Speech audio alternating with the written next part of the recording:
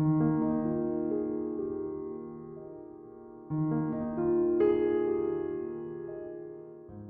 please turn your Bibles to the epistle to the Romans, Romans chapter 12.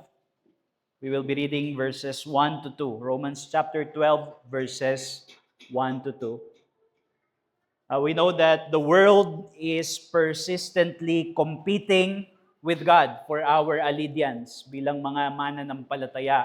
Kaya isang mahalagang tanong na kailangan tanungin natin is that how are we to overcome its enticements? Paano natin mapapanagumpayan ang mga allurements ng sanlibutan habang tayo ay nananahan pa dito?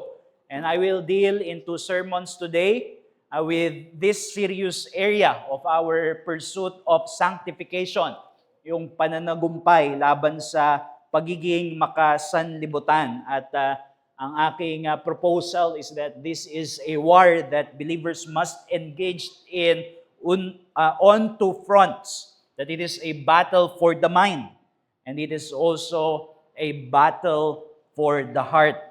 At sa unang sermon na ito, we will consider how to overcome the world by waging the battle for the Christian's mind. And I will be reading from Romans 12, verse 1 to 2. Follow along with me. I appeal to you, therefore, brothers, by the mercies of God, to present your bodies as a living sacrifice, holy and acceptable to God, which is your spiritual worship. Do not be conformed to this world, but be transformed by the renewal of your mind, that by testing you may discern what is the will of God, what is good and acceptable and perfect. This is the word of God. Let us seek His help as we contemplate on this passage. Our God, we come to you now and we ask for the Holy Spirit to be upon us in order to enlighten to us your word and shape us according to your will by the grace of our dear Savior, in whose name we pray. Amen. So itong ating binasa, ito ay pivotal statement sa epistle ni Paul sa mga taga-Roma, because in the first 11 chapters, mas makikita natin yung exposition ni Apostol Pablo ng mga doktrinang nakapaloob sa Ebanghelyo, sa mabuting balita ng Panginoong Jesus.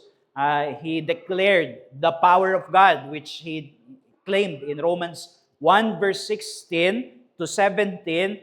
The gospel is that power of God for the salvation of both Jews and Gentiles.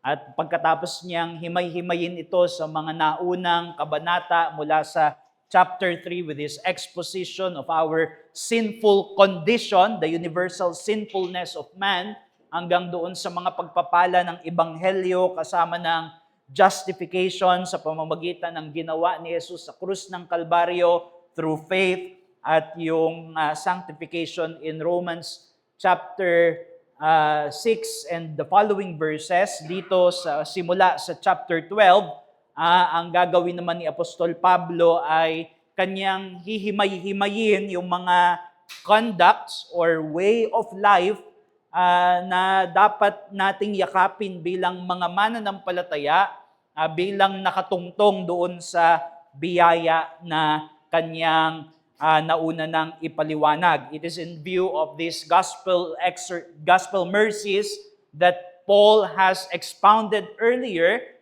that his exhortations are issued. Ibig sabihin, ito yung siguro masasabi natin na introduction doon sa mga practical na bahagi na lalamanin ng mga susunod na kabanata pagkatapos nito.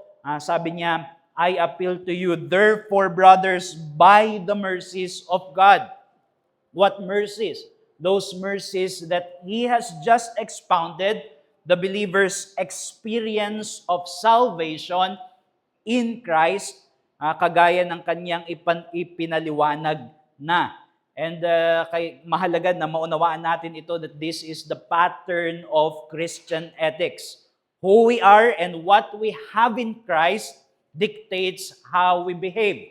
So hindi ito baliktad, hindi ito ganito kayo dapat mamuhay para kayo ay mapabilang kay Jesus, pero yung kabaliktaran, ang sinasabi ni Apostol Pablo, dahil kayo ay kabilang na kay Jesus at tinanggap na ninyo ang mga pagpapala ng kanyang ebanghelyo, therefore this is how you live.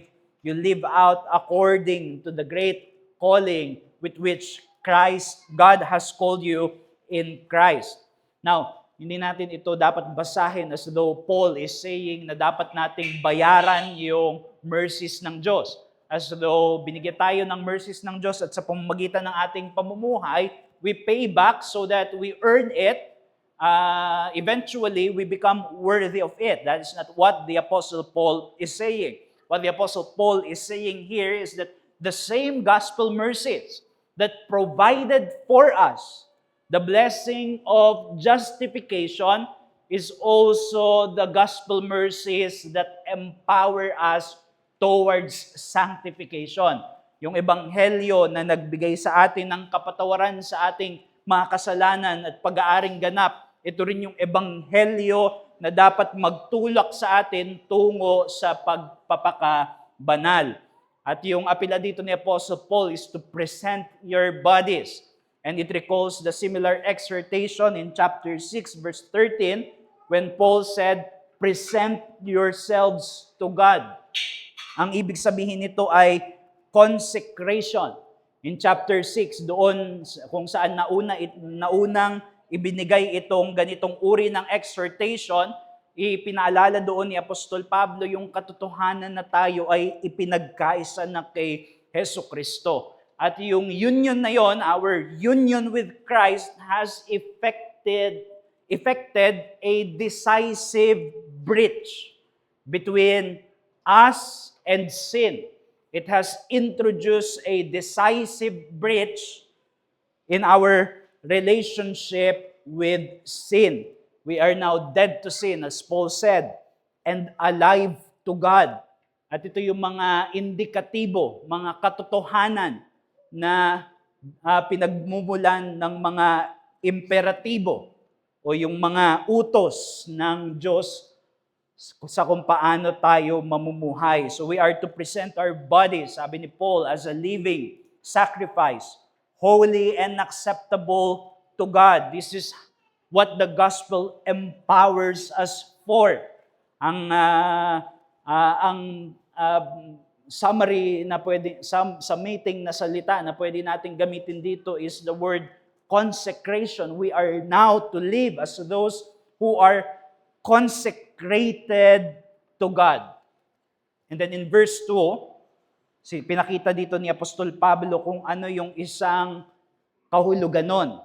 Ano yung isang bahagi, ano yung isang katangian ng buhay na iniaalay sa Diyos at inihihiwalay para sa Diyos.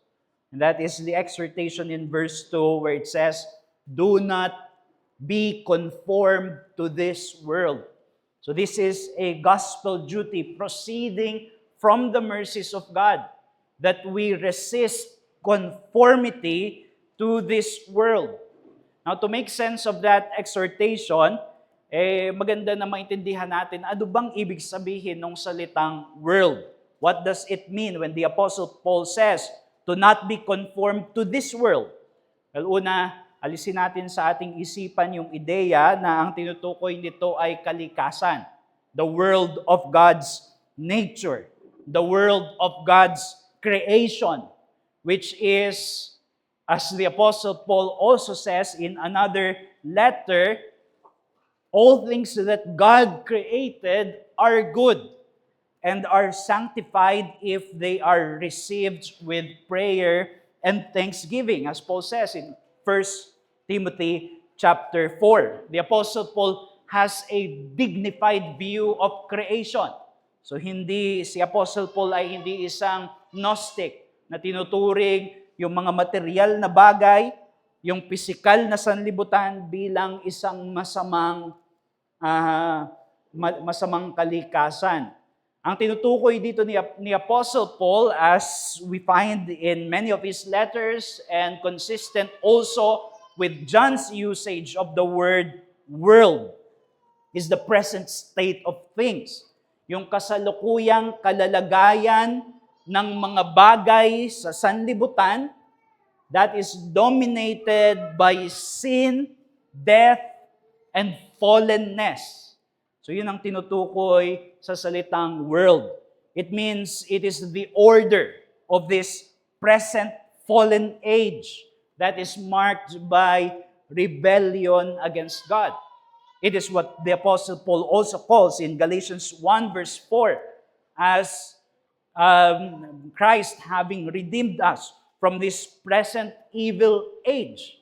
In fact, sometimes age is translated as world because they share the same Greek word of aion. Ito yung, ang kahulugan nito ay yung pagkakasaayos ng kasalukuyang panahon kung saan ang sanlibutan ay nasa ilalim ng kasalanan at ng kahatulan ng Diyos at nagre-rebelde laban sa manlilikha. Therefore, conformity to the world means being shaped by the governing principles and values of this present age. And that is what we call worldliness. And what the Apostle Paul is saying here is that by the mercies of God, it is our duty and also we are empowered to overcome the world in this sense. And thus, that is the message that I would advance to you this morning, that the gospel enables the pursuit of a life consecrated to God that overcomes worldliness. Ang ebanghelyo ang nagpapalakas sa atin upang makapamuhay sa kapamaraanan na inihihiwalay natin ang ating sarili para sa Diyos at mapanagumpayan ang impluwensya ng sanlibutan. We have the provisions of the gospel and we have there all that we need to preserve ourselves from the world's corrupting influence. Kaya ibig sabihin nito, hindi tayo helpless. Hindi tayo helpless victims to the tyranny of this present evil age. And here in the exhortation of the Apostle Paul, there are two components kung paano natin ito dapat pag-isipan. First, we find here a call to resistance. And second, we find here a strategy for reformation. A call to resistance and a strategy for reformation. So una, a call to resistance. Yun ang laman ng sinasabi dito ni Apostle Paul. For us believers not to be conformed to this world. And I think yung J.B. Phillips paraphrase, I don't usually use paraphrase in my studies. And I think there is value in paraphrases in that they can serve, if they are good, they can serve as a commentary that helps us to better understand a biblical passage. And in this case, the J.B.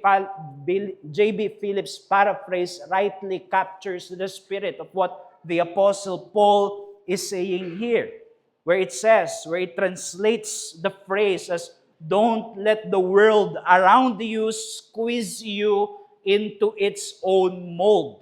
Don't let the world around you squeeze you into its own mold.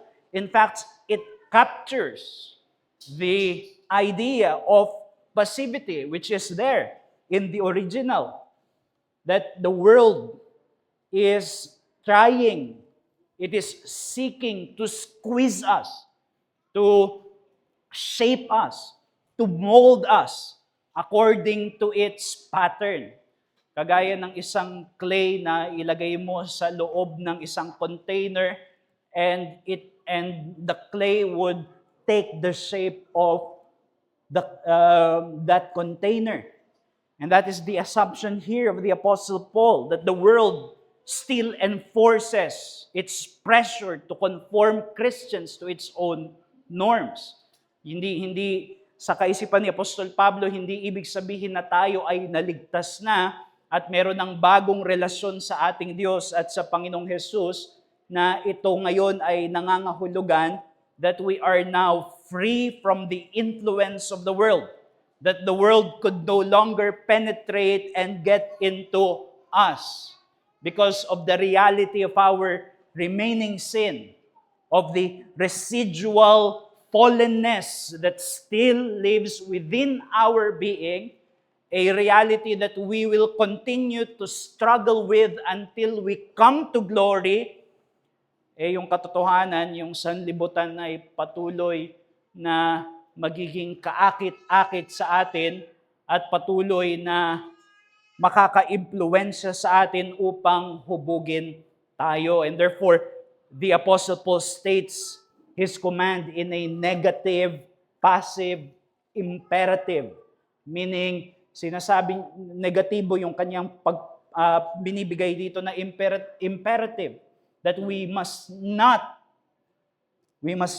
let the world conform us.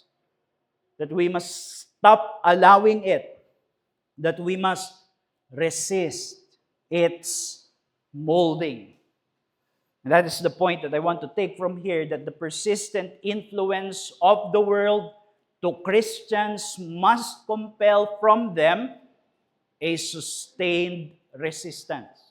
Dahil sa katotohanan na yung sanlibutan ay nagpapatuloy pa rin na nagsisikap na mahubog tayo ayon sa wangis nito, ang panawagan sa atin is that we are to sustain a posture of resistance to the world's corrupting influences. Of course, we begin with the truth that where Paul began, that we are now redeemed, that we are now justified, that we are now sanctified in Christ, and the Holy Spirit now dwells in us in order to continue to sanctify us until He brings us to glory. Galatians 1 verse 4 says, explain that this is what Jesus has done for us. The Lord Jesus Christ gave Himself for our sins, He says, to deliver us from this present evil age/world. In 1 John 5 verse 5, who is it that overcomes the world except the one who believes that Jesus is the Son of God? If you believe that Jesus is the Son of God, and if you had been redeemed by Christ, then you had been decisively redeemed from this present evil age. But as I have said, nagpapatuloy pa rin ito na realidad. Kagaya ng sinabi ng Panginoong Jesus sa John 17 verse 15 and the following verses, that we are not taken out of the world, even though Christ says we no longer belong to the world. Therefore, His prayer is that we might be preserved from the evil one, the prince of the powers of the air, the God of this evil age, small letter G. That is what Paul says in various passages of his epistle, that the devil is the prince of this present age, and that he perpetuates his attempts to poison our souls with his lies and his deceits. And that is, after all, what the devil is described about in the scriptures, that he is the father of lies. Therefore, this is what makes it necessary for us to sustain a resistance against his devices. Kailangan na we engage the world not with a friendly stance, but a watchful attitude. Isn't that what James says in James 4 verse 4? Whoever wants to be a friend of the world makes himself an enemy of God. Siguro maganda na dalhin muna natin ito sa panawagan para sa mga wala pa sa Panginoong Hesus. Kung ikaw ay hindi pa kabilang sa Diyos at wala ka pa kay Hesus Kristo, then it means that you are friends with the world. Mari mong suriin, ano ba yung mga ambisyon at pangarap mo sa buhay? What dictates it more? Is it the Word of God? Is it the will of God? Or is it the values of this world?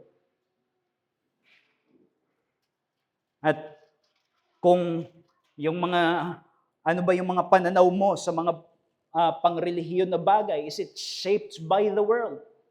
Or is it shaped by the Word of God? And if you are friends with the world and you are outside of Christ, James 4 verse 4 says that you are an enemy of God. Mari mo sabihin, but I am friendly with God. Hindi naman ako atheist. Hindi naman ako rebelde laban sa Diyos. But the truth that the Scripture points us to is that unless you turn to God, maliban na ikaw ay manumbalik sa Diyos at yakapin mo si Jesus bilang tagapagligtas, bilang manunubos upang ikaw ay iahon mula sa impluensya ng makasalanang sanlibutan, you remain as God's enemy. At sana kung hindi ka pamananampalataya sa umagang ito is that you turn your back from the world and embrace Jesus Christ as a Savior. Merong storya siguro na narinig nyo na yung isang matandang isda na nakita niya, yung isang mas batang isda. Tapos kagaya nung, di ba, sa mga small talk, lalo na sa West, ang tanong nila palagi, how's the weather? Wala naman silang weather. Ang tanong ng matanda doon sa mas batang isda, how's the water? Yung sagot ng batang isda, what water? Hindi niya alam yung tubig. Bakit? Kasi nakatira siya sa tubig because everything is water. How many Christians swim through the world as if unaware of its ungodly influences? That is what Paul is not trying, but explicitly saying to us, that we are to exercise vigilance in our participation with this present evil age. Yung iba't ibang mga spheres of human activities, na pag-aralan na natin ito, whether it be education, entertainment, politics, what we consume from our social media feed, ito ay mga bagay na hindi masama in and of themselves. In fact, the opposite. That cultural products are in fact God's common grace in this present fallen age. Kaya hindi tayo tinatawagan ng Panginoong Jesus to be out of the world, but to engage it, to participate in it, to embrace this city of man, to seek its welfare, and to enjoy the common gifts of God that is enjoyed by both believers and unbelievers. Pero hindi ito nangangahulugan that it is not to be without watchfulness. Because we must still remember that it is through these venues that the devil continues to introduce his subtle deceit that can poison our mind and have us turn away from the truth of God, which has been His work since the beginning. Did God really say? Did God really say? And perhaps you see that from the movies you watch, or the songs you listen to, or the quotations that parang inspirational sa mga social media feeds. But at the heart, what it is really saying is, did God really say? Did God really say that He created only a man and a woman? Did God really say that He is our highest happiness and not money or this product or that product? Did God really say this and that? Kaya isang panawagan sa atin is to keep our spiritual defenses up, because there is a call for us to resist. What message am I being fed by this particular content? What lies do I need to reject? What truth do I need to embrace, if there is any? After all truths are God's truth. That is our call in order to live distinctively in this present world. From the depository of the early Christian writings, merong isang anonymous letter na ang pangalan ay Epistle to Diognetus. At magandang basahin yon, maiksi lang yon. Makikita nyo doon yung description ng mga Kristiyano during the early church, the period of the post-apostolic church. At you would find that it is an attractive portrait of a people in the world, engaging the world, participating in the world, but a people that does not belong to the world. Isang line doon, sinabi doon, for though they live in Greek and barbarian cities and follow the customs of the country in food and other matters of daily living, they give proof of the remarkable and admittedly extraordinary constitution of their own community. At yun yung panawagan sa atin, mga kapatid, bilang mga mananampalataya, that we preserve our peculiarity as God's people from the corruption of this present evil age. And that gives a more powerful testimony in the world today. So that is the first thing. There is a call to resistance. Secondly, there is a strategy for reformation.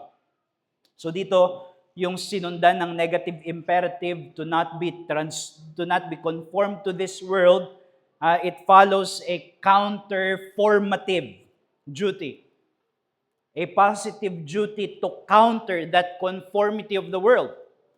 Ang sinabi dyan, be transformed by the renewal of your mind. Be transformed by the renewal of your mind. Ito yung tagline ng ministry ni R.C. Sproul, di ba, na Ligonier, renewing your mind.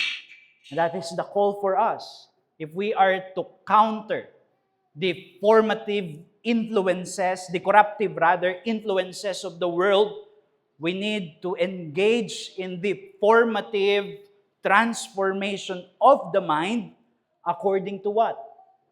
Sabi dyan, that by testing you may discern what is the will of God. So mayroong mga bagay sa sanlibutan na sinisikap na hubugin tayo. Paano natin malalaman? Paano natin masusuri kung ano yung mga dapat nating tanggihan? Kung ano yung mga dapat nating labanan at hindi pahintulutan na humubog sa ating pamumuhay? What is our standard? And the standard Paul gives is the will of God, ang kalooban ng Diyos. And this is also actually given in a passive imperative. So hindi talaga ang utos dito is hindi baguhin niyo ang isip ninyo. Kung hindi hayaan ninyong mabago kayo sa pamamagitan ng pagbabago ng isip. The sense is instead of allowing ourselves to be shaped by the world, to let the world squeeze us into its own mold, we must rather yield and open ourselves up to another transforming influence. Bubuksan natin yung ating sarili, yung ating isip, yung ating damdamin sa isang impluensya na makapagbabago sa atin. And Paul says it is the will of God. The Christian's standard of what is good, acceptable, and perfect. And how is this sought? Ito yung punto ko sa pamagat ng sermon na ito, that it is a battle for the mind. Paul says, by the renewing of the mind. Now, the mind, doon sa kaisipan ng mga Hebreo, nangangahulugan ito na yung buong kalooban, but with its nuances of man's intellectual or thinking capacities, the seat of thought, the seat of understanding, the seat that processes with our mental capacities. And ang panawagan sa atin dito is that we renew our mind, that it is the scripture, the will of God that must continue to reprogram, in a sense, our principles and values that had been conformed by this age, which should be conformed by the age to come. And Christians, therefore, are being called here to counter worldly influences by reforming their way of thinking, their pattern of thoughts, in order that it be patterned after the will of God. At mahalaga ito because pinapakilala ng Scripture na yung ating problema sa sanlibutan, our problem with the world, our problem with the devil is not only coming from the outside. Hindi ito external problem lang, that we are living under an ungodly cosmic system influenced by the devil, even though under the sovereignty of God, bent to rebellion against the Creator. Hindi ito external problem lang because there remains within us that residue of the fallen man, what Paul calls in Romans chapter 7 as the flesh. So it is not only the world and the devil, but the problem is the flesh, our remaining corruption, our sinfulness. In fact, this passage is linked back to chapter 1 of Romans. In Romans chapter 1, where the Apostle Paul expounded that the nature of fallen sinners is that they had become futile in their thinking, and they had become foolish in their worship. They deny and suppress the truth of God.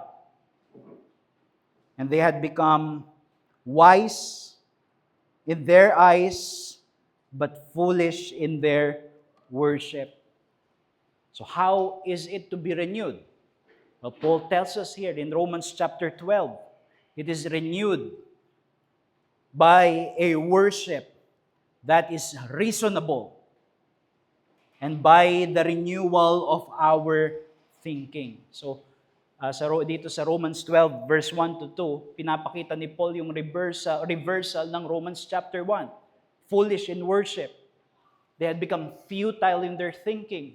But Paul is calling us, because of the mercies of God, Paul is calling us to be reasonable in our worship and be transformed by the renewal of the mind.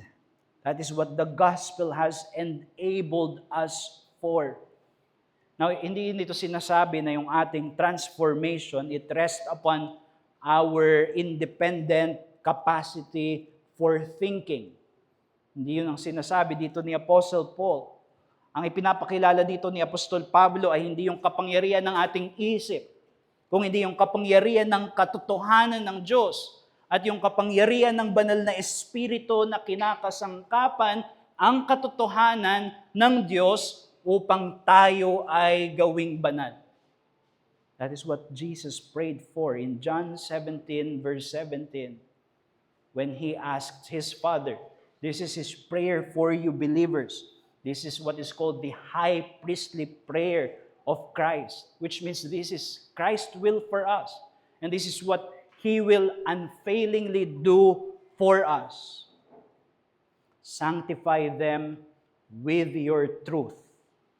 Your word is truth. So we are sanctified by the truth. And it is the word of God that is the truth. And therefore, it is not really our mental capacity that changes us, that sanctifies us, but the truth of God.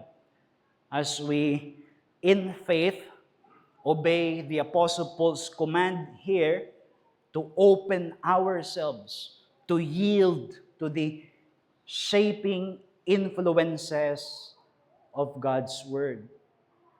Kagaya ng isang bakal na trinatransform para maging isang espada sa pamamagitan ng kamay ng isang blacksmith. It is subjected to scorching, molten fire to make it pliable. And it is through the fires of studying God's Word in faith and openness and receptiveness and dependence upon the Holy Spirit that we are transformed. And of course, this is not a faintly burning week of a 5-minute Bible reading. We cannot counter the hour-by-hour exposure to the devil's lies in the world unless we are seriously studying and seeking to know the truth of God, the will of God, as He has deposited it in the Scriptures. Therefore, by way of a practical challenge o resolution para sa atin sa ilalim ng biyaya ng Diyos is that we commit, dear brethren, to seriously being educated in God's Word. I appeal to you for a study of God's Word that does not merely ticks off the lists, but that soaks our mind with the thoughts of Christ and the thoughts of His gospel in order to form us to view everything in the world in the lights of the gospel and in the light of the whole counsel of God in the Scriptures. This is what will make us, what Paul said, what the writer to the Hebrews says, mature, who have their powers of discernment trained by a constant practice of distinguishing good and evil, as Paul says in Hebrews chapter 6. So how do you think about areas of life? How do you think about, let's say, romantic relationships if you are single? About money and career? What are your thoughts about religion? What are your thoughts about the meaning of life? Are your thoughts shaped more by the conventions of this world or by the Word of God? We must keep watch what shape our thoughts. Because as Paul says, the world is seeking to conform us according to its own mold. And much is at stake when we neglect to nurture a Christian mind, a renewed mind by the gospel through the mercies of God. So the world competes with God for our allegiance. It is attracting us, as James says, to be a friend. It is extending a friendly hand. And yet, it is also calling us to make God our enemy. But we remember that the world is a sinking ship, and it is God's redeemed that abide forever in Christ. That is our motivation and encouragement to live, resisting the mold of the world and embracing with our minds, hearts, and soul the will of God. Let us pray. Our gracious Father, we thank you for your word, and we pray that you would indeed help us to embrace the gospel that empowers us to resist conformity to this world and to embrace your will as the most shaping and transforming influence upon our life. Not because this is our way to life, but because in Christ this is now our way of life. And so help us, we pray, and forgive us in those ways that we have neglected the nurture of a sanctified mind. And we ask that you would cleanse us through Christ and help us to walk aright for our good and for your glory. In Jesus' name, amen.